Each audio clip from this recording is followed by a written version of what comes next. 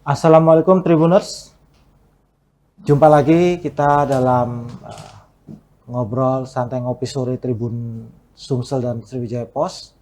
Kali ini kita kehadiran tokoh yang istimewa karena beliau adalah penjabat Bupati Banyuasin, Bapak Hani S. Rustam. Bapak Hani S. Rustam. Assalamualaikum, Pak. Waalaikumsalam warahmatullahi wabarakatuh. Terima kasih udah mampir ke kantor ke Geraha Tribun ya, di Kota Palembang ini. Terima Tribuners, kasih juga sudah diundang ini. iya. Tribuners, kenapa saya bilang istimewa? Karena Pak Hani memimpin wilayah kabupaten ya, yang secara geografis mengepung Kota Palembang ya. Hampir sekian persen perbatasan Kota Palembang itu dengan wilayah Kabupaten Banyuasin. Jadi, lokasinya sangat strategis, Pak. Ya. Dan menarik untuk kita ingin tahu apa yang akan Bapak programkan untuk Banyuasin ke depan ini. Ya, setidaknya sampai setahun ke depan ya. Tapi sebelum itu kita mau lebih mengenal dulu nih, Pak. Ya. Karena Pak Bupati ini datang dari Jakarta, tapi bukan orang Jakarta. Kita orang sini juga, ya kan? Wong gitu galuh. Wong kita galuh. Ya, mungkin Pak Bupati bisa menceritakan supaya audiens Tribuners nih bisa lebih mengenal siapa, bagaimana perjalanan hidup Pak Hani S. Rustam ini. Ya. Nah, latar belakangnya, masa kecilnya yang kami dengar, kami baca di Palembang juga. Iya. Nah, coba mungkin bisa diceritakan. Halo Tribuners, ini senang hari ini kami diundang oleh tim podcastnya Tribun. Terima kasih berikan kesempatan untuk berdialog maupun mengenalkan berbagai rencana ke depan di Kabupaten Banyuasin. Tadi saya ada pertanyaan, saya ini orang mana kan gitu. Saya lahir di Kota Palembang dan besar di Kota Palembang. Saya lahir di Kota Palembang, persis di sebelah rumah Pangdam, pakaian saya. Orang tua saya berasal dari Kabupaten Musi Banyuasin. Itu untuk bapak, kalau mama almarhum dari Kabupaten Lahat. Jadi Wong Sumsel. Wong Sumsel. Nah, kalau Wong Palembang berarti mama papa dari Palembang juga. Ternyata bukan. Jadi SD kami bersekolah di SD Safis 4 Bukit Kecil. SMP di SMP Safis 1 Kamboja. SMA di SMA Safis 1 Bangau. Dan kuliah di Fakultas Hukum Universitas Sriwijaya. Sampai menyelesaikan kuliah. Baru setelah itu kami ke Bandung, menyusul papa dan mama tinggal di Bandung, kemudian berkarir sebagai pengacara di Bandung dan di Jakarta, hingga kami menjadi pegawai negeri sipil di tahun 98 dan diterima di Kementerian Dalam Negeri. Jadi mulai dari kecil mainnya di Palembang ini lah Pak. Jadi besar-besarnya di Palembang. Masih ingat Pak jalan-jalan di Palembang? Masih ingat. Masih ya, sampai SMA. Jalan Sudirman, Jalan Merdeka, Jalan Veteran, Lorong Kulit, macam-macam lah ingat. Paham betul. Paham betul ya. Paham kami di Kamboja, jalan tembusnya dan sebagainya, paham. Ya. Paham persis. Dulunya apa ya, Palembang Square ya, PS ya. Dulu kan itu kata budaya Sriwijaya. Atau dulu dikenal dengan Taman Ria. Ada Taman Ria dulu sana. Tempat kami main dulu, karena dulu bapak kami tinggal di komplek kampus. Jadi banyak di sekitar-sekitar itu. Sekarang jadi mall, jadi Hotel Arya Duta. Itu tempat main dulu. Ada lapangan bola kan di sana. Ada sport hall yang jadi apa itu, mall baru ya di sana. Jadi ya saya besar dan mulai dari kecil sampai kuliah di Palembang.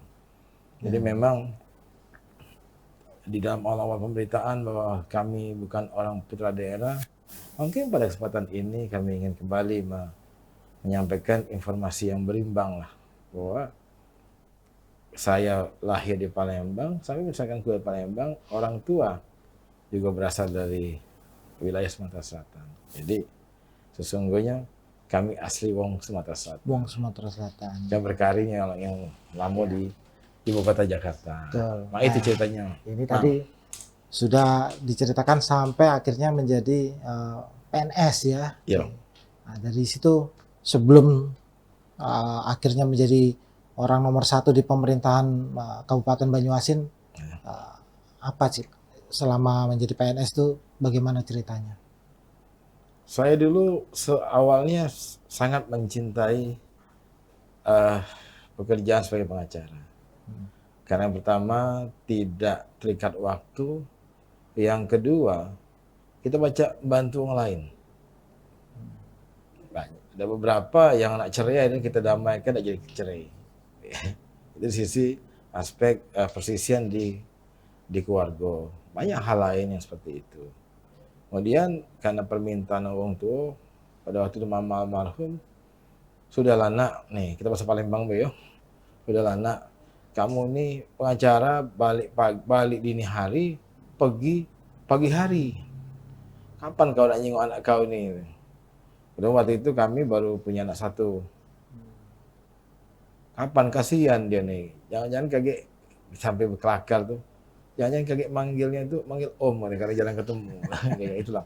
Jadi dengan dasar karena saya tahu persis surga mau berada pada dua orang tuamu, terutamanya pada ibumu. Jadi itu saya pegang betul, dan saya yakin saya pun hari ini diamanahkan oleh Pak Presiden melalui Bapak Menteri Dalam Negeri sebagai PJ Bupati Banyuasin, tentu karena doa dari almarhum ibu dan bapak saya. Mungkin kalau tempoh hari saya menolak permintaan mama sebagai PNS, mungkin saya tidak ketemu di sini, kita berdialog terkait dengan PJ Bupati Banyuasin dan kebijakannya ke depan. Ya. Jadi setelah masuk, kami banyak berkarir di Kemendagri, banyak berkarir di Direktorat Jenderal Bina Keuangan Daerah. Itu belasan tahun, hitungan saya hampir 14 tahun. Kemudian kami banyak melakukan, ditempatkan di berbagai Direktorat Jenderal. Di Direktorat Jenderal awalnya kami berkarir di Puwot, kemudian di Dijen Keuangan Daerah, itu Dijen Puwot ya. Sekarang sudah bubar dan menjadi Dijen Oda. Kemudian Dijen Keuangan Daerah, kembali ke Dijen Oda, kemudian ke Direktorat Jenderal Bina Administrasi Kewilayahan, kemudian kami ke Sekretariat Jenderal. Terakhir, posisi kami sebagai sekretaris Dirjen Dukcapil Kementerian Dalam Negeri. Dukcapil. Jadi kalau bicara mutasi, pengalaman kami di Kementerian Dalam Negeri cukup lumayan lah. Ada berbagai bidang ya Pak di dalam itu. Ya. Dari aspek pelayanan publik, aspek keuangan, pendapatan. Pelayanan publik termasuk dulu kita melakukan pembinaan di Samsat, kan saya pernah menjadi Kasubdit Pajak dan Retribusi Daerah yang melakukan pembinaan pengelolaan pendapatan di seluruh Indonesia. Saya pernah Kasubdit Investasi dan Aset Daerah, melakukan pembinaan terkait itu di seluruh Indonesia, barang milik daerah dan investasi. Saya pernah juga menjadi Kasubdit Pelayanan Umum yang membina PTSP di seluruh Indonesia, yang hingga menjadi kepala, saya promosi eselon 2 menjadi Kepala Biro Perencanaan Kementerian Dalam Negeri. Setelah itu menjadi Kepala Biro Keuangan Aset Kementerian Dalam Negeri. Terakhir menjadi Sekretaris Direktorat Jenderal Dukcapil Kementerian Dalam Negeri. Ternyata dari perjalanan karir kami lebih banyak kepada pelayanan, Pak. Saya cermati aspek pelayanan itu hampir dominannya ke arah situ. Walaupun di keuangan daerah, kasus pajak retribusi selain pada aspek perencanaan pendapatan, pengelolaannya, juga terkait dengan pelayanan seperti pelayanan Samsat di seluruh Indonesia. Ini kira-kira gambaran umum karir kami. Termasuk terakhir ini sebagai sekretaris Dirjen Dukcapil juga heavy-nya kan kepada pelayanan Admindu, administrasi kependudukan dan pencatatan sipil di seluruh Indonesia. Gitu, Mang. Ini gambarannya. Komplit ininya, penguasaannya terhadap pemerintahan ya. Ya, seringkali gini, Mang. Seringkali banyak banyak pegawai yang merasa tidak nyaman karena harus dimutasi. Ya. Bagi saya yang mengalami, mutasi itu bagian daripada tour of duty. Jadi perjalanan dari karir, dari penugasan. Ini justru menambah wawasan kita, menemukan hal baru, tantangan baru, dan kita berupaya tentu sebagai birokrat menyelesaikan permasalahan, memberikan pedoman, atau kalau disahkan dalam Undang-Undang 23 2014 tentang pemerintahan daerah, norma, standar, prosedur, dan kriteria itu kan menjadi kewajiban pusat untuk memberikannya. Nah ini mutasi itu menambah wawasan kita, pengalaman kita, sehingga semakin kaya pengalaman kita, semakin kaya pemahaman kita, dan tentu juga akan sangat bermanfaat bagi karir kita ke depan. Ya. Jadi jangan pernah takut dengan mutasi. Nah, ini menarik nih ngomong mutasi, sehingga sekarang ada di sini ya Pak Bupati. Kalau ini bukan mutasi Pak Nimang. Jadi ini apa ini? Ini apa kalau ini penugasan. Penugasan ya. Penugasan. Ya, penugasan. Itu penugasan, bukan mutasi. Pindah tempat tapi ya. Penugasan untuk kurun waktu tertentu paling lama setahun dan dapat diperpanjang atau melalui proses evaluasi 3 bulanan dari Menteri Dalam Negeri. Ya. Bisa diceritakan waktu ditunjuk oleh Menteri Dalam Negeri, apa yang menjadi concern paling utama dari atau pesan Pak Menteri itu apa kepada Pak Bupati? Saya tidak bisa menilai kesan beliau Pak terhadap saya ditunjuk, tapi saya meyakini karena memperhatikan proses dalam penentuan seorang PJ itu berdasarkan tak ada tahapan-tahapan, juga Bapak Menteri Dalam Negeri mintakan masukan ke DPRD, ke gubernur, kemudian juga ada masukan dari pemerintah sendiri pusat, kemudian dilakukan pembahasan antar kementerian yang melibatkan banyak pihak yang kami ketahui seperti tentu Kemenpan RB, BKN dari aspek rekam jejak kepegawaian, dari aspek lainnya dari pihak BIN itu sendiri, kemudian mungkin dan saya yakin juga dari PPATK, dari KPK mungkin dilibatkan di sana. Artinya ada proses yang filtering atau penyaringan yang akan diusulkan. Ini melalui proses yang luar biasa. Sampai dibawalah ke Bapak Presiden untuk dibahas lebih lanjut dalam kalau nggak salah TPA istilahnya. Itu juga melibatkan berbagai instansi terkait. Tugas khusus apa Pak yang secara spesifik disampaikan oleh Pak Menteri untuk Pak Hani? Oke. Kalau tugas khusus yang disampaikan beliau pada saat kami dan diberikan arahan, yaitu laksanakan tugas sebagai pejabat kepala daerah untuk menjamin keberlangsungan penyelenggaraan pemerintahan daerah, pembangunan dan pelayanan publik di daerah. Lakukan perbaikan yang perlu dilakukan perbaikan. Ini yang arahan spesifik dari beliau itu. Dari situ akhirnya muncullah ya inisiatif program-program dari Pak Bupati ini. Apa yang paling urgent Pak? Atau mungkin bisa disampaikan apa rencananya? Saya pikir seluruh penjabat kepala daerah harus berpikir keras untuk memastikan penyelenggaraan pemerintahan daerah itu dapat berlangsung dengan sebagaimana mestinya. Pembangunan dan pelayanan publik pasti kita akan lakukan. Terlebih lagi di tahun 2024 sejak bahkan minggu depan ya, tanggal 28 sudah mulai tahapan pemilu. Nah, itu juga salah satu yang diarahkan beliau Pak Menteri Dalam Negeri untuk mendukung terselenggaranya pelayanan pemilu di daerah masing-masing secara kondusif, nantinya aman dan lancar.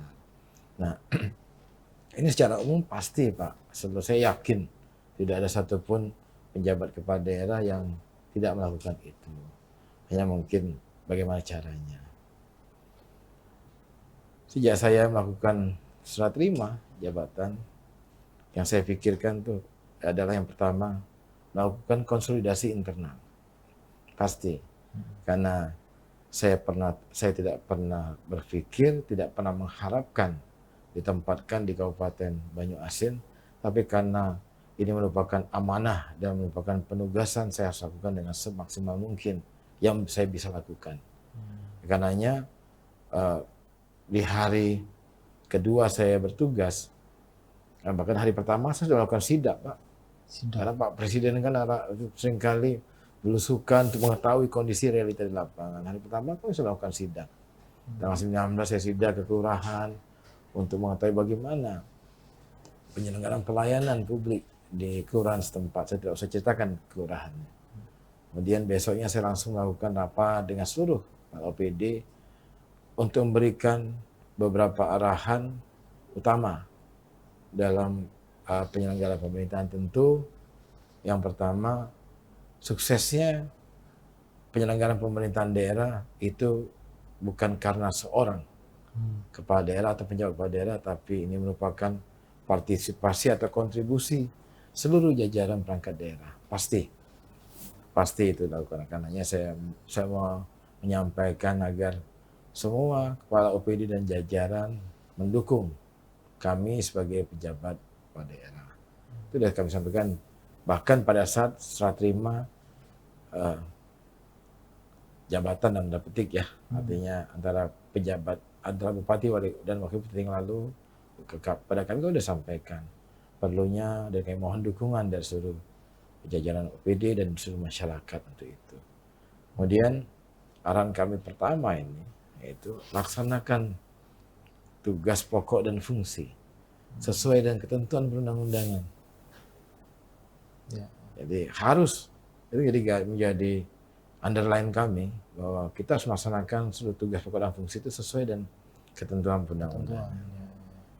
Kalau dari sisi pembangunan, Pak, melihat Banyuasin ini, ya, wilayah Kabupaten Banyuasin, apa yang ada dalam benak Pak Bupati ini? Luas wilayah Kabupaten Banyuasin ini adalah wilayah yang terluas, Pak. Wilayah Provinsi Sumatera Selatan. Dengan penduduk di atas 800.000, itu adalah penduduk yang kedua terbesar setelah Kota Palembang. Tadi di pengantar acara, Pak Mang menyampaikan bahwa mengepung wilayah Sumatera Selatan. Bukan Palembang, Kota Palembang. Kota Palembang, bukan mengepung semuanya, tapi kita berada di perbatasan dengan ibu kota provinsi. Ya. Tentu saya harus memahami dulu. Jadi apa langkah-langkah strategi yang saya lakukan di awal menjadi sebagai penjabat bupati. Mulai hari kedua sore, itu saya sudah melakukan rapat konsolidasi internal dengan seluruh kepala OPD. Setelah rapat di ruang kerja bupati, kemudian sore kita lakukan mulai rapat konsolidasi internal dan dilanjutkan sampai keesokan dan beberapa hari kemudian beberapa minggu bahkan. Saya berkala, kan tidak mungkin juga kita rapat saja meninggalkan penyelenggaraan pelayanan. Jadi biasa kita lakukan di sore hari. Apa tujuannya di sana? Saya melakukan rapat konsolidasi ini dengan seluruh kepala OPD, masing-masing OPD itu memaparkan kondisi pelaksanaan. Berawal dari target kinerja, Pak. Apa saja target kinerja atau IKU, indikator kinerja utama, indikator kinerja program, dan indikator kinerja kunci atau IKP/IKK yang menjadi tanggung jawab masing-masing OPD. Bagaimana capaian dalam 5 tahun terakhir sampai dengan September, menjelang September pada waktu itu, menjelang akhir September 2023 ini. Ini kita cermati bersama, kita diskusikan, termasuk juga pelaksanaan anggaran atau program dan anggaran di tahun 2023 itu sendiri. Nah, tujuannya adalah kami ingin berkomunikasi intens dengan masing-masing kepala OPD beserta jajaran yang terkait Kabak, kalau masih ada S4-nya Kasubag atau fungsional muda dan madia di masing-masing OPD, itu untuk kita sharing experience, mari kita melakukan evaluasi capaian yang dilakukan sama ini 5 tahun bagaimana kondisinya yang lalu, 4 tahun lah. Bahkan saya minta sampai 7 tahun ke belakang, karena kita ada 2 tahun yang tahun anomali, yaitu tahun COVID. Jadi kan susah untuk kita ukur ke tingkat keberhasilannya. Jadi kita diskusikan, kita sharing, kita lakukan bersama-sama kita lakukan penajaman kegiatan dari aspek program kegiatan-kegiatan memang untuk mengungkit dengan cepat tercapainya target kinerja. di masing-masing OPD. Ini yang saya lakukan. Jadi ini tujuannya kembali lagi ke pertanyaan tadi untuk melihat apa yang mau dilihat. Saya mulai berbasiskan pada data, Pak. Data real dan capaian real yang disampaikan dilaporkan oleh para pimpinan OPD. Kemudian kita tentukan itu semua OPD.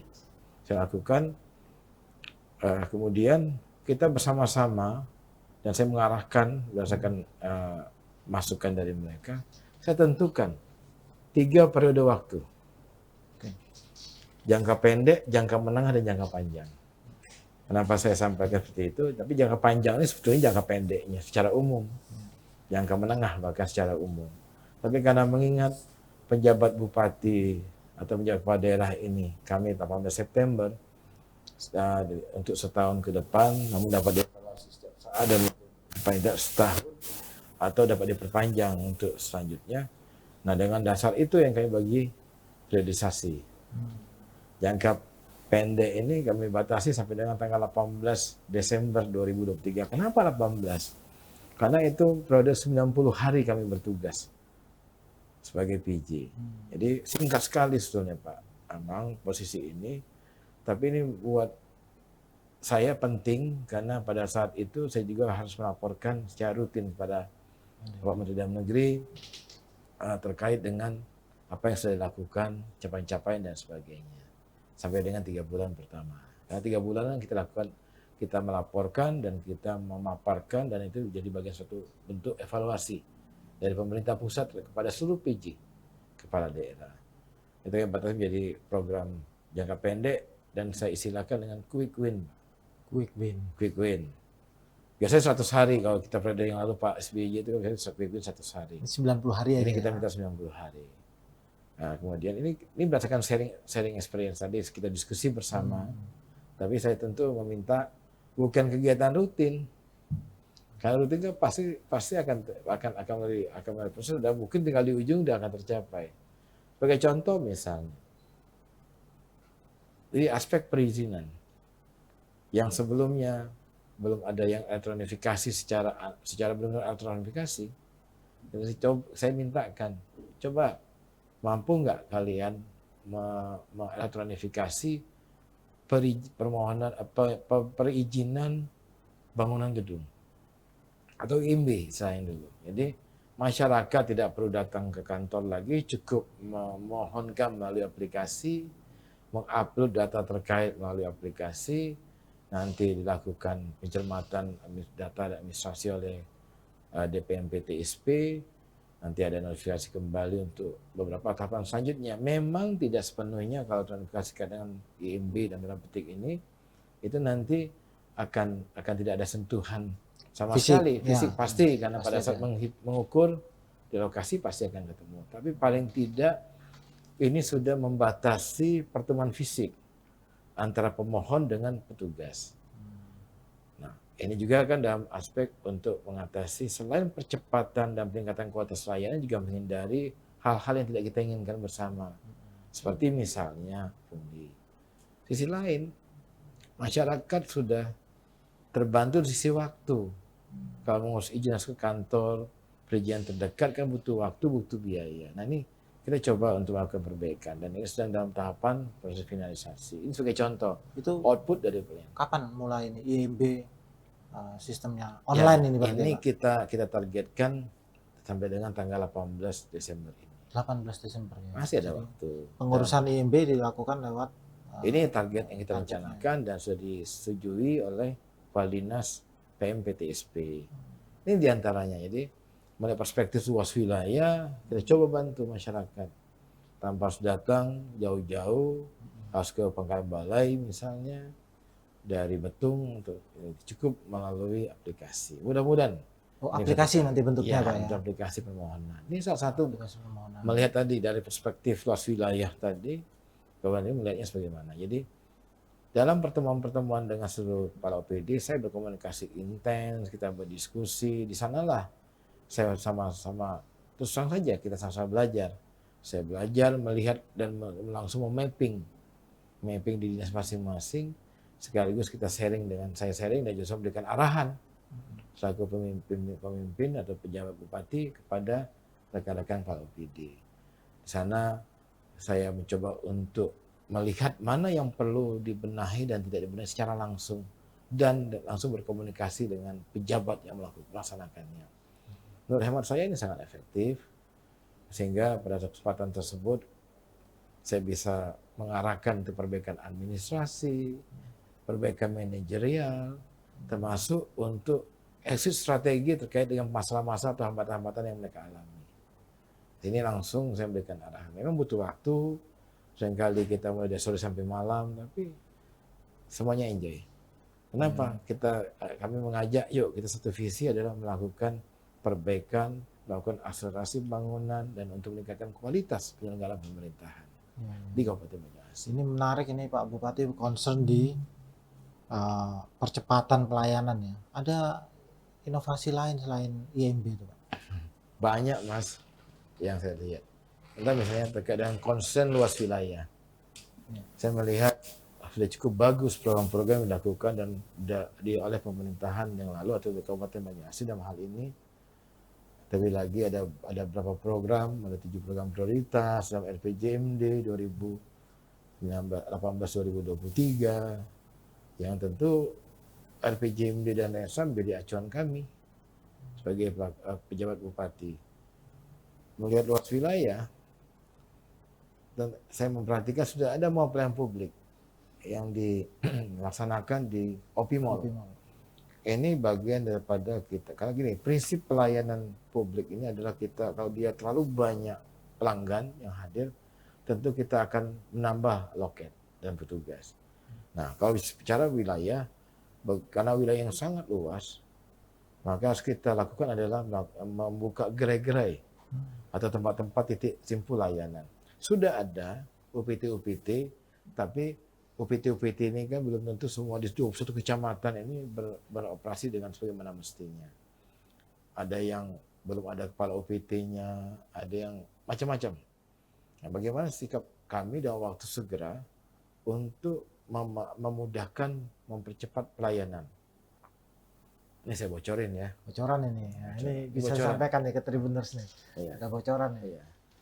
Hanya kami berdiskusi dengan Kepala Dinas PMPTSP, juga Kepala Dinas Dukcapil.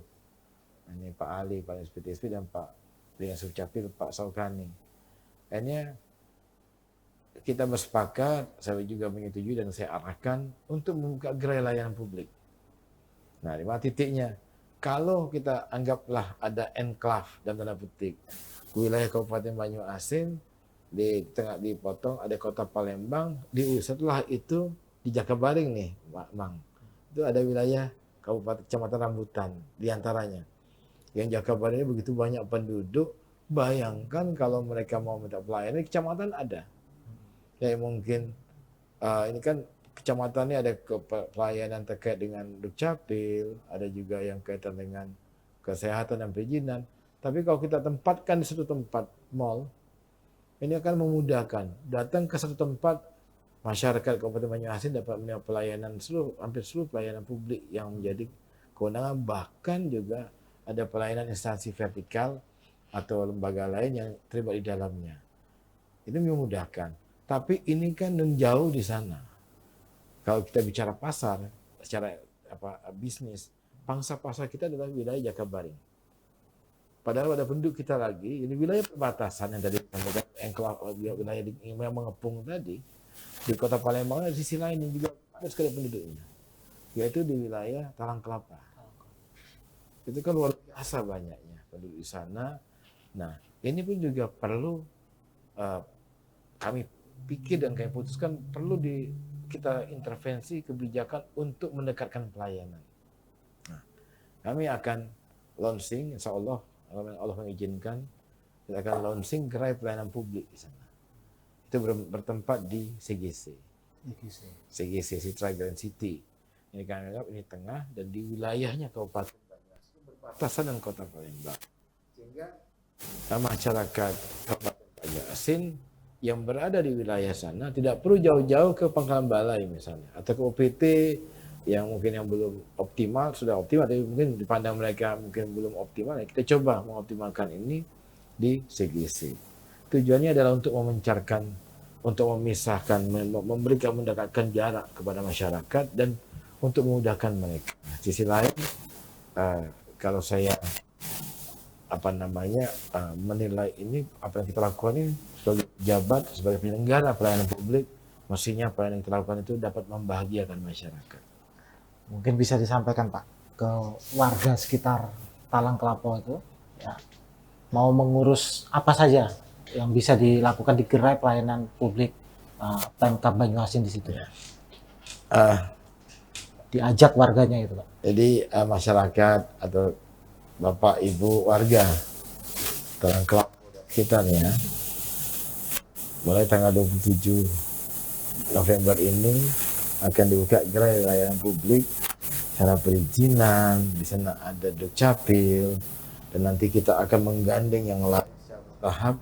Itu tidak perlu jauh-jauh lagi ke balai atau ke Opimol yang harus jauh sekali jarak, cukup di CGC. Manfaatkan layanan ini, dan bila mana layanan itu belum optimal, laporkan kepada kami. Layanan ini gratis Pak, tidak ada berbayar kecuali memang ada kewajiban retribusi sesuai dengan undang-undangan. Yuk, manfaatkanlah. Keren itu.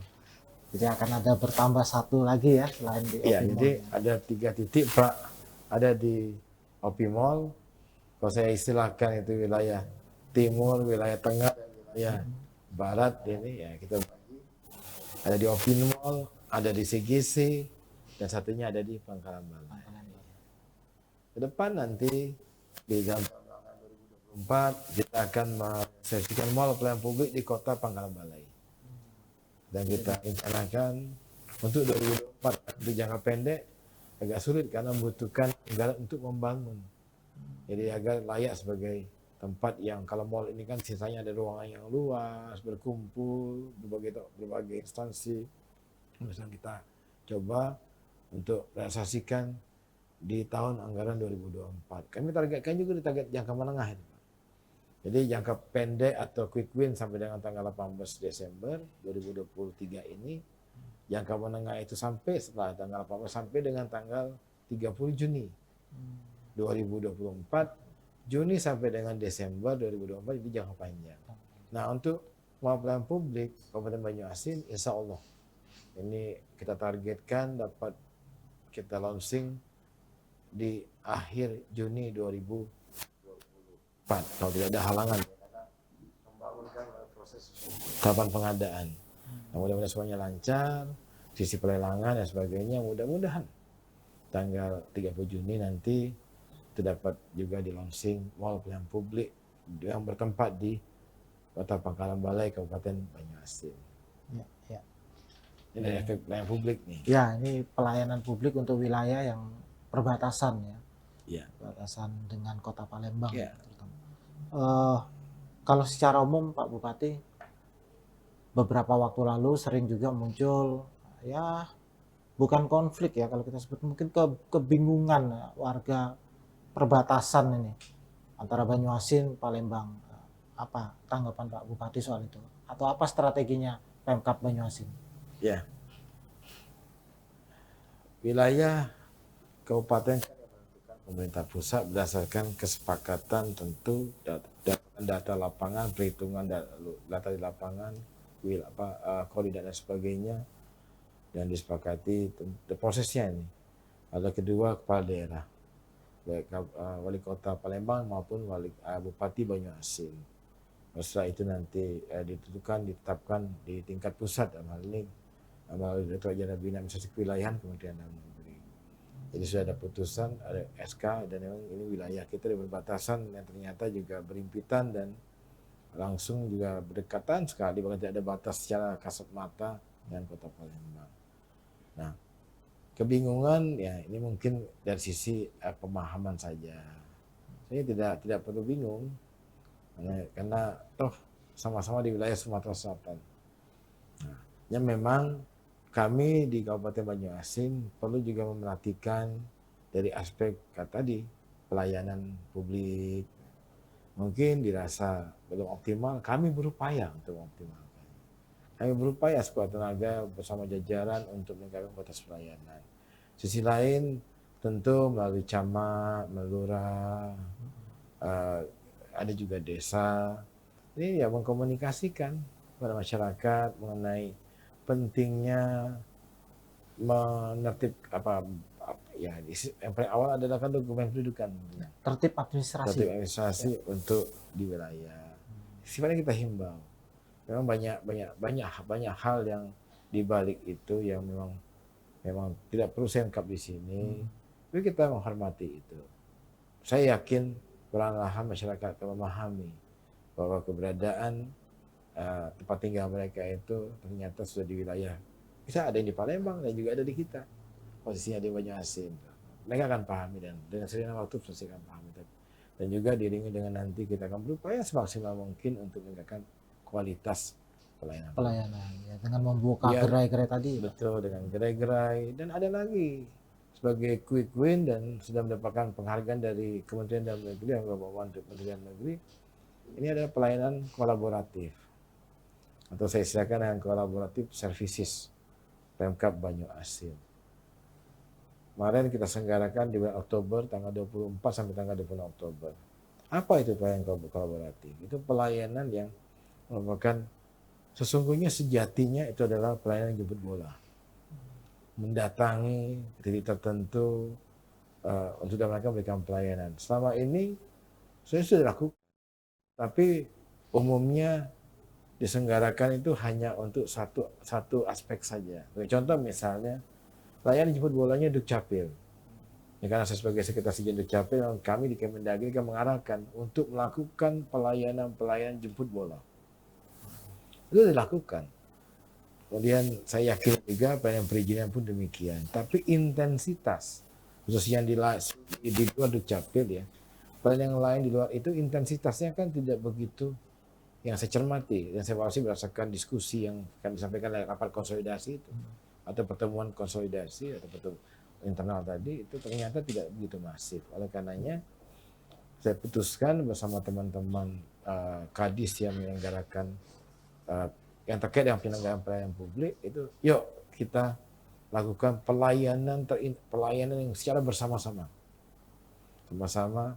Jadi Dukcapil terkait dengan admin Dukcapil, ada DPMPTSP terkait dengan perizinan dan perizinan, kebetulan kita memiliki mobil keliling, lampu pijar istilahnya, kemudian layanan kesehatan, layanan KB, bahkan perpustakaan keliling kita libat sertakan itu mendatangi tempat yang lalu tanggal 24 sampai tanggal 26 itu berada di Kecamatan Telang Kelapa, di halaman kecamatan.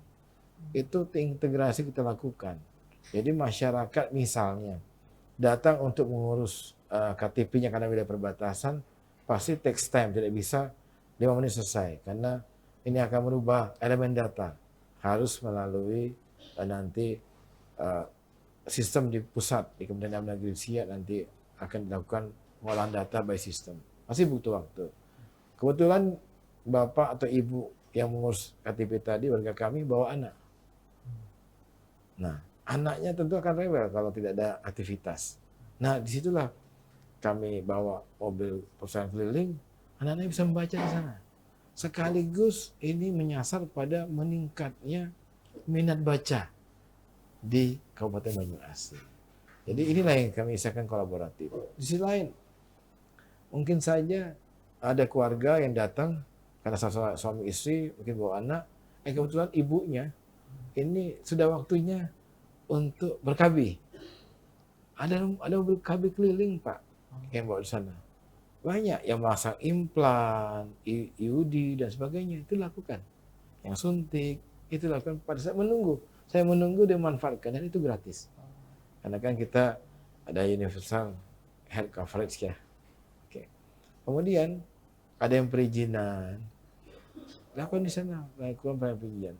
Ada puskes yang keliling pelayanan. Nah, pada waktu yang sama kami juga menginstruksikan dan dalam pelaksanaan kegiatan itu karena ada penugasan dari Pak Pusat, Pak Menteri Dalam Negeri, Pak Presiden bahwa juga melakukan program-program menjadi prioritas pusat, diantaranya adalah menangani menurunkan stunting.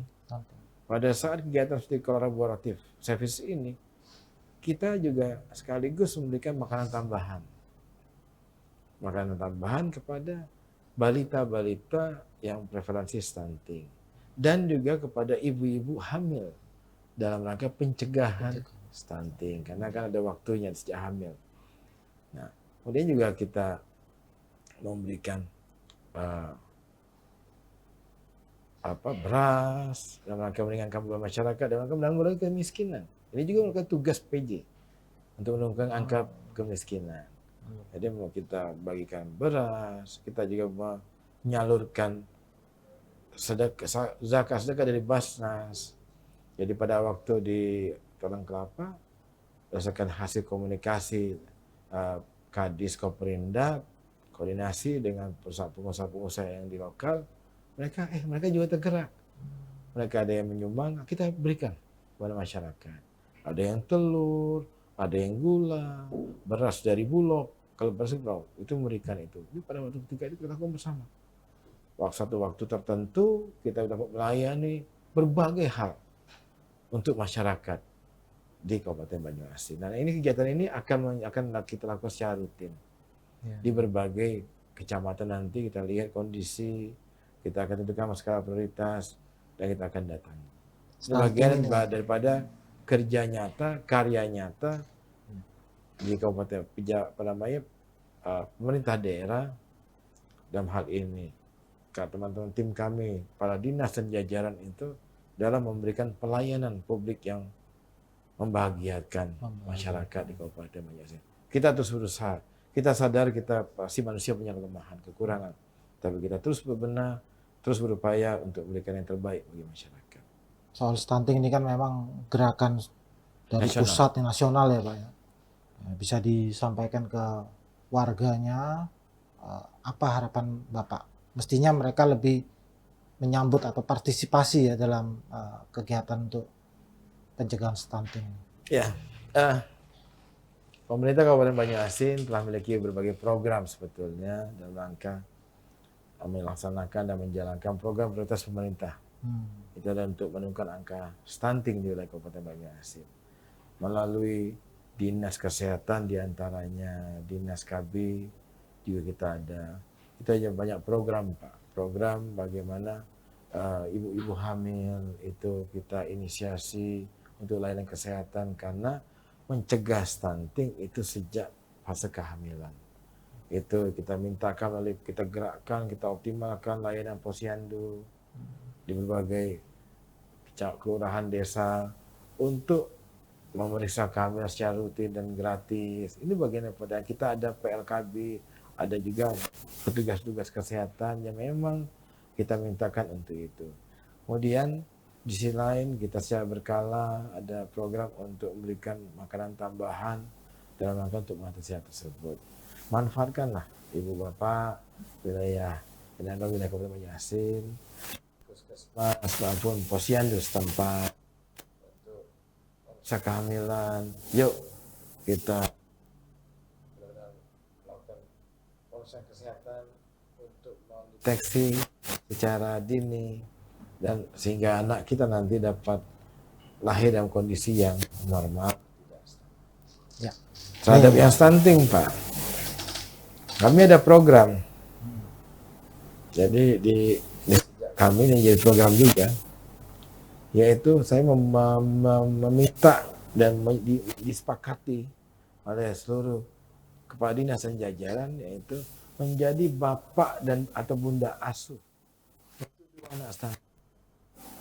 Jadi kepala OPD, apakah itu Bapeda, apakah Bapenda, semua kepala OPD itu kita minta untuk menjadi bapak atau bunda asuh untuk minimal 2 anak stunting. Apa yang diberikan untuk 2 anak itu? Ini kan ada program yang dari pemerintah KB pemberdayaan perempuan panjang itu. P2 KB Bapak. Ini kalau dipanjangkan panjang sekali.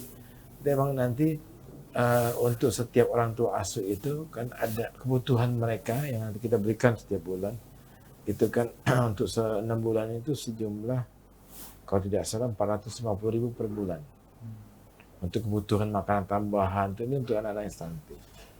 450.000 sebulan atau 900.000 kalau dua anak stunting sebulan. Ya. Kemudian ini kan untuk fase 6 bulan ke depan.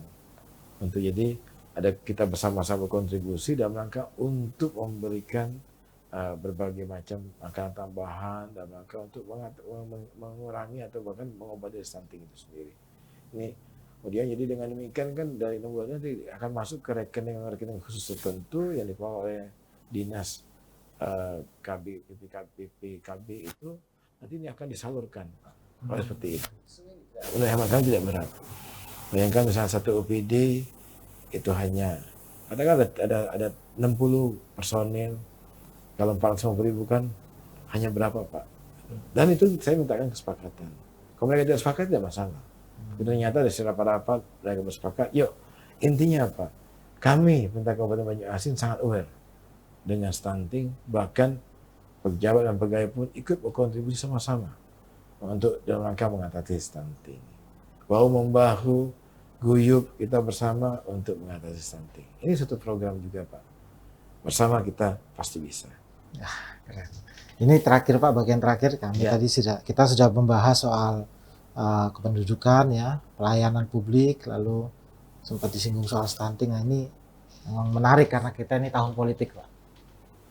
Bukan sebelum ya, beberapa waktu lalu sempat dipanggil ke istana. Nih, kalau boleh sebelum. Oh boleh, silakan Pak. Jadi di aspek lain juga kami sebagai PJ Bupati, juga PJ Kepala Daerah Pak. PJ Pak. Itu juga tentu harus melaksanakan program untuk pengendalian inflasi. Pengendalian inflasi. Nah ini yang bukan hal yang mudah karena begitu banyak aspek yang terkait dengan inflasi. Tapi paling tidak kami harus lakukan kerja nyata untuk mengatasi itu. Sebagai contoh, ini sudah dirasakan di berbagai daerah di Indonesia adanya kenaikan cabai. Ya. Cukup signifikan kenaikannya. Bahkan Kabupaten Banjarmasin pernah dalam 2 minggu terakhir itu termasuk daerah yang dengan harga kenaikan cabai tertinggi. Jadi oleh karenanya bagaimana upaya kami untuk itu untuk diketahui masyarakat dan publik, kita melakukan pasar murah secara berkala. Bahkan ke depan ini kita rencanakan bisa memungkinkan 2 kali seminggu Pak. 2 kali seminggu. Jadi kita lakukan intervensi pasar. Ini juga arahan dari Pak Mendagri. Operasi pasar. Kita operasi pasar, intervensi pasar.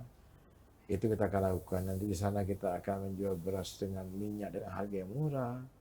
69.000 minyak dari Bulog karena ada program pemerintah, dan juga beras. Itu hanya 65.000 Pak. Beras 5 kg dengan minyak 1 liter. Minyak goreng. Itu murah sekali dan kondisi yang ada. Kemudian dalam rangka mengintervensi harga cabai yang menjulang tinggi, ini dari 2 minggu terakhir kita melakukan intervensi. Kita kerjasama dengan menggunakan CSR atau partisipasi dari pihak pengusaha yang mau, Pak. Yang nggak mau kita nggak paksakan. Kita beli, kita borong cabai yang ada di pasar yang bersangkutan, contoh pasar Mangambala, kita beli dan kita jual harga murah.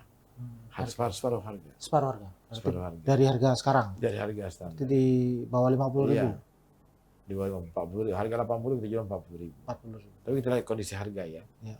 Tujuan sekali lagi adalah untuk meringankan beban masyarakat terhadap gejolak harga. Sekaligus kita berupaya untuk menekan harga, dan pada giliran nanti juga akan menekan inflasi di Kabupaten Banjarmasin. Masih dijalankan itu Pak? Masih Pak. Dan di sisi lain masih Pak. Masih. Rencana kita besok kita akan lakukan kegiatan yang sama di Kecamatan Betung. Ini intens Pak, karena tanpa melakukan itu kita akan sulit untuk mengendalikan dan masyarakat menjadi terbebani. Nah inilah tugas kami pemerintah untuk mengatasi hal tersebut. Kita akan berusaha. Usaha lainnya, kebetulan memang program-program di Kabupaten Banjarmasin sudah sangat baik. Salah satunya program yang sudah dilakukan oleh pendahulu kami atau oleh Bupati dan Wakil Bupati yang lalu, itu program Gertas, Pak. Gerakan Tanam Sayur. Sudah ada programnya itu. Nah, kami melihat ada program yang bagus, ya tentu kami lanjutkan. Tidak malah kami stop. Ya, karena bermakna, jadi intinya semua program kegiatan yang benar-benar baik dan benar-benar dirasakan manfaatnya oleh masyarakat, itu pasti akan saya lanjutkan. Karena itu hal yang sangat baik. Salah satunya adalah Gertas. Namun, melihat kondisi eskalasi kenaikan harga cabai yang luar biasa cepat dan tingginya, akhirnya kami memberikan instruksi langsung kepada instruksi Bupati, PJ Bupati kepada jajaran kami, ke seluruh kepala OPD, camat dan jajaran hingga kelurahan, kepala sekolah, kepala puskesmas, itu untuk menanam cabai di pekarangan. Termasuk kalau tidak ada pekarangan, di polybag, di hidroponik, silakan. Intinya adalah, yuk kita tidak perlu beli cabai lagi, kita tanam dan nanti kita panen sendiri. Pastikan kalau tidak ada yang belanja di pasar dengan hukum ekonomi supply and demand, Pak. Mau nggak mau dia akan turun. Itu sasarannya. Kemudian tidak hanya instruksi, kebetulan di pemerintah pusat, Kementerian Pertanian juga ada bibit cabai. Kita koordinasi, kita minta kami cabai. Dan juga ada stok, teman-teman juga ada yang belanja bibit. Kita bagikan secara simbolik, Pak. Ya tidak hanya ini, kita juga siapkan bibit untuk secara simbolik. Tadi kami baru selesai membagikan bibit untuk salah satu pesantren di wilayah Banyuasin. Sebelum ke sini. Sekaligus kami bagikan KTP untuk pemilih pemula, karena itu jadi kewajiban pemerintah. Bahwa yang anak-anak usia 16 sudah 17 kan punya hak untuk milih. Jadi kami bagikan KTP-nya. Minggu lalu kita lakukan pelayanan. Kemudian hari ini kita bagikan KTP, sekaligus kami bagikan bibit cabai. Tidak hanya kepada pesantren yang bersangkutan, pimpinan pondok pesantren, tapi juga kepada kades setempat, ada puskes di sana dengan kepala puskes setempat, kita bagikan, dan kelompok masyarakat setempat. Dan di sana kita bagikan. Jadi ini bagian program atau kerja nyata kami yang kami upayakan, mudah-mudahan dapat bermanfaat dan dapat berkontribusi untuk menurunkan harga cabai, menurunkan inflasi daerah. inflasi ya. Itu Bang. Ya. Berapa? Cabai, Banyak yang lain. Yang Palembang kalau nggak makan cabai kan kurang gitu Pak. Sumsel kan, ini kan. cukup ya kan pakai cabai. Pakai cabai. Kalau kan juga kurang pedas, tujuh cabai lagi kan. Iya. Oke Pak, ini terakhir ya tadi tentang sempat dipanggil oleh Presiden dan Mendagri ya, arahan untuk netralitas PNS. Oh iya. Apa yang dipesankan saat bertemu Presiden itu? Lalu apa yang ingin Bapak sampaikan ke para seluruh jajaran Pemkab Banyuasin? Baik. Pada saat kami menghadiri rakor Menteri Dalam Negeri, kemudian memang kami seluruh PJ kepala daerah dibawa untuk langsung dengan arahan Pak Presiden di Istana Negara, di mana beliau di salah satu arahan beliau adalah menegaskan adalah kita itu harus netral. Netralitas ASN itu menjadi hal yang utama dalam penyelenggaraan pemilu 2024. Kemudian akhir minggu lalu kami juga menghadiri undangan Bapak Menteri Dalam Negeri juga terkait dengan arahan kepada seluruh PJ pada daerah. Di antaranya beliau juga menekankan kembali mengenai netralitas ASN dalam seluruh tahapan pemilu maupun nanti sampai kepada pemilu kada 2024. Jadi intinya bahwa sesuai dengan peraturan perundang-undangan dan juga arahan Presiden dan Bapak Presiden Bapak Menteri Dalam Negeri, kita wajib netral dalam seluruh tahapan pemilu dan hingga pada pemilu kada. Kami telah memberikan instruksi secara langsung. Kebetulan kemarin sore saya meminta kehadiran dan rapat bersama seluruh kepala OPD dan seluruh camat di wilayah Kabupaten Banyuasin, di mana kami kembali menegaskan bahwa yang pertama adalah melarang seluruh pegawai Pemkab Banyuasin itu untuk berpolitik praktis. Yang kedua, ya tentu terkait dengan netralitas ASN. Yang ketiga, kami sampaikan mengenai sanksi-sanksi yang akan dihadapi ketika kita berpolitik praktis atau tidak netral dalam setiap tahapan pemilu. Yang sudah kami sampaikan, sekali lagi pada kesempatan ini saya ingin menegaskan kepada seluruh kepala perangkat daerah, seluruh pegawai di lingkungan Pemkab Banyuasin, Anda harus netral. Kita harus netral. Dan yuk kita melaksanakan tugas sesuai dengan ketentuan, utamanya terkait dengan tahapan pemilu atau tahun politik 2024. Sekali lagi saya tegaskan, ASN wajib netral. Jangan melakukan hal-hal yang berkaitan tidak netral, karena kita dilarang oleh undang-undangan dan ada sanksi yang nanti akan terkena oleh kita kalau melanggar atau melakukan hal-hal yang tidak netral atau bahkan berpolitik praktis. Ini himbauan saya dan saya yakin kita semua akan mematuhi itu. Demikian Tribuners, rasanya arahan atau himbauan Pak Bupati tadi sekaligus menutup acara kita hari ini. Untuk para ASN, Anda harus netral. Pak Bupati dibilang tadi, kita harus netral. Assalamualaikum, salam Tribun. Sampai jumpa di podcast kita. Ada satu lagi. Oh, ada lagi. Kalau boleh. Boleh, boleh. Jangan lupa tanggal 4 Tribuners, tanggal 14 Februari 2024 tidak hanya hari Valentine, tapi juga itu adalah hari pesta demokrasi kita. Jangan lupa ikut memilih, menentukan pilihan berdasarkan azas langsung, umum, bebas, dan rahasia. Kita pilih pemimpin negara ini, wakil rakyat kita, pemimpin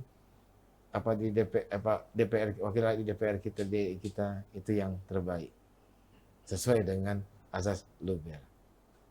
Terima kasih. Terima kasih. Sampai jumpa pada kesempatan berikutnya. Assalamualaikum warahmatullahi wabarakatuh. Waalaikumsalam warahmatullahi wabarakatuh.